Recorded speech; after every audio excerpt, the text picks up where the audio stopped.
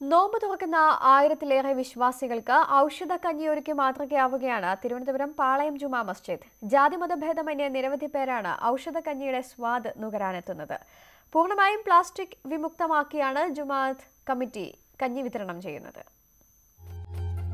ഏലം, ഗ്രാമ്പു, കുരുമുളക്, ചുക്ക്, കറുവപ്പട്ട, കച്ചോലം, ജാതിക്ക, ജാതിപത്രി തുടങ്ങി 20ഓളം ഔഷധക്കൂട്ടുകൾ, പുതിനയില, മല്ലിയില, കറിവേപ്പില, രംഭയില തുടങ്ങിയ ഇലക്കൂട്ടുകൾ, മഞ്ഞൾപ്പൊടിയും നെയ്യും ചേർത്ത് വേവിച്ചെടുക്കുന്ന പച്ചരി.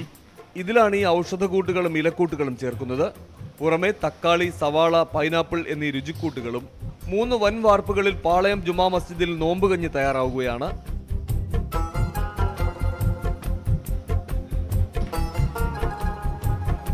പ്രതിദിനം 1000-നും 2000-നും ഇടയിലുള്ള വിശ്വാസികൾക്കാണ് നോമ്പുകഞ്ഞി തയ്യാറാക്കുന്നത്. ഇതിനു പുറമെ അന്യമതസ്ഥരും കഞ്ഞിയുടെ രുചി നുകരാനെത്തുന്നു. തിരുവനന്തപുരം പൂവച്ചൽ സ്വദേശി മാഹിൻ അബൂബക്കറിന്റെ വൈദഗ്ധ്യത്തിലാണ് രുചികരമായ ഔഷധക്കഞ്ഞി തയ്യാറാകുന്നത്. ഒരു ദിവസത്തെ ഉപവാസം സൃഷ്ടിച്ച ക്ഷീണമകറ്റാനുള്ള എല്ലാ മരുന്നുകളും ഈ കഞ്ഞിയിലുണ്ടെന്ന് പാചകക്കാരനായ മാഹിൻ അബൂബക്കർ. നോമ്പ് പിടിക്കുന്നവർക്ക് ഒരു ഉന്മേഷവും ഉണർവും ഒക്കെ കിട്ടും. നോമ്പ് മുറിക്കുമ്പോൾ ഇത് കഴിച്ചാൽ ക്ഷീണം മാറിക്കിട്ടും. നല്ലൊരു ഔഷധം കഴിക്കുന്നതിൻ്റെ ഒരു ഗുണമുണ്ട്. പൂർണ്ണമായും പ്ലാസ്റ്റിക് മുക്തമാക്കിയാണ് ജമാഅത്ത് കമ്മിറ്റി അധികൃതർ കഞ്ഞി വിതരണം നടത്തുന്നത്.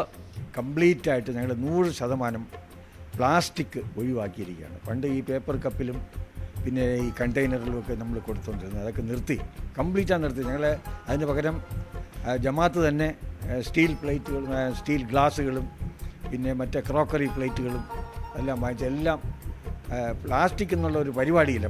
പുലർച്ചെ 5 മുതൽ 5 ജീവനക്കാരാണ് ഔഷധക്കഞ്ഞി പാചകം ചെയ്യുന്നത്. ന്യൂസ് 18 തിരുവനന്തപുരം.